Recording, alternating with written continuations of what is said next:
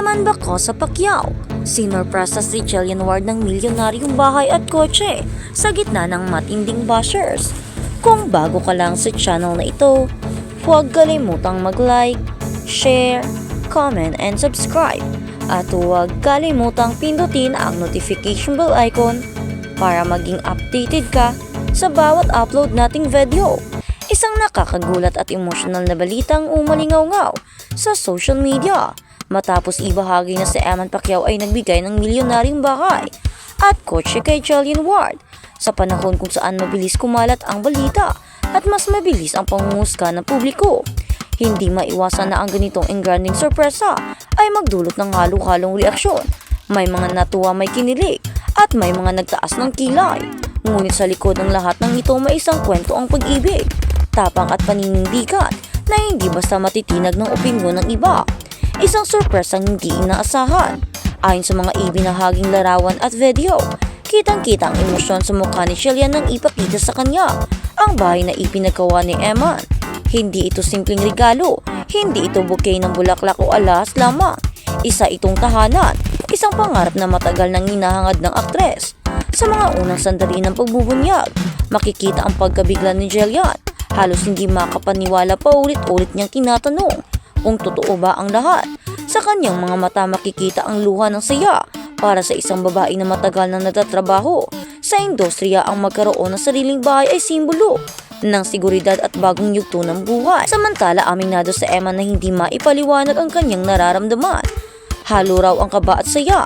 Ayon sa kanya, ito ang unang pagkakataon na gumawa siya ng ganitong kalaking hakbang para sa isang babae.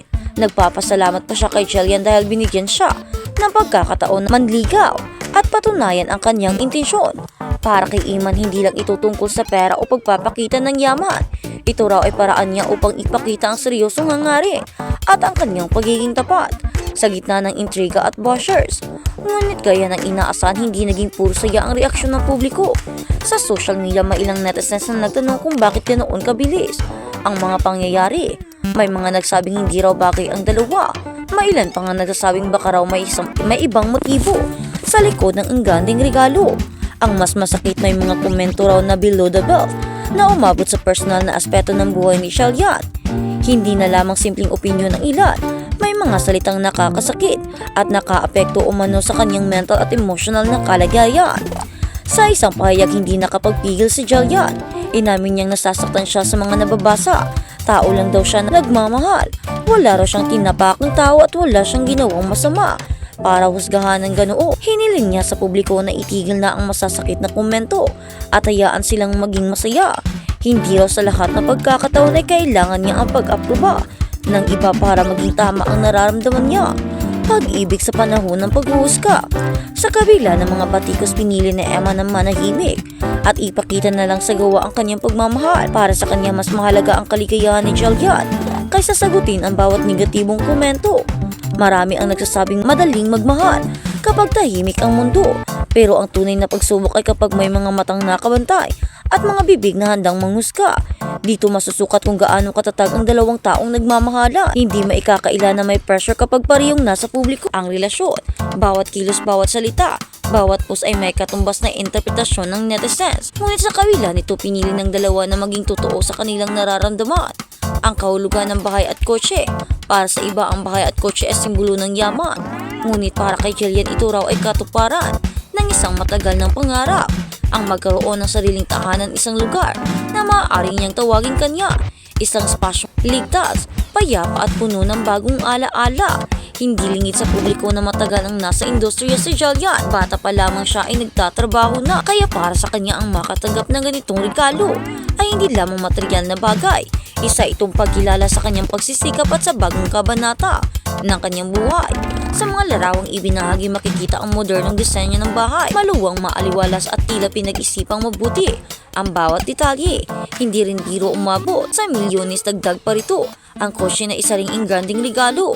Ngunit higit sa presyo, ang mas tumatak sa marami ay ang emosyon, ang yakap, ang luha, ang ngiti. Mga tanong ng publiko. Natural lamang na magtanong ang publiko. Totoo ba ito o gaano na sila katagal? Seryoso ba talaga? May plano na ba sa hinaharap? Sa panahon ngayon, parang may karapatan ang lahat na magbigay ng opinyon sa buhay ng iba. lalo na kung artista at kilalang personalidad ang sangkot. Ngunit hanggang saan ang limitasyon ng opinyon? Kailan ito nagiging panguhusga? Maraming fans ang nagsasabing dapat suportahan ang kaligayahan ng dalawa kung pareho naman silang masaya at walang inaapakang iba. Bakit hindi hayaan? Mailan ding nasasabi na panahon lang ang magsasabi kung gaano katatag ang relasyon. Sa huli, ang kwento ng surprising bahay at kotse ay hindi lamang tungkol sa milyong-milyong halaga. Ito ay kwento ng isang binatang naglakas loob, ipakita ang kanyang intensyon. Kwento ng isang dalagang natutong ipagtanggol ang sarili laban sa masasakit na salita.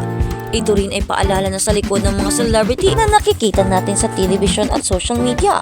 May mga taong may damdamin, nasasaktan, natutuwa, umaasa at nangangarap. Hindi madaling magmahal sa ilalim ng spotlight. Ngunit kung may isang bagay na malinaw sa lahat ng ito, iyon ay ang tapang na piliin ang isa't isa kahit may ingay sa paligid. Sa ngayon, mas pinipili ni na Eman at Chiallian na ituon ang pansin sa kanilang relasyon at sa bagong tahanang magsisilbing saksi sa kanilang mga alaala. Kung ano man ang mangyayari sa hinaharap, tanging sila lamang ang makapagsasabi. Ang tanong ngayon, handa na ba ang publiko na tanggapin na minsan ang pag-ibig ay hindi maipaliwanag?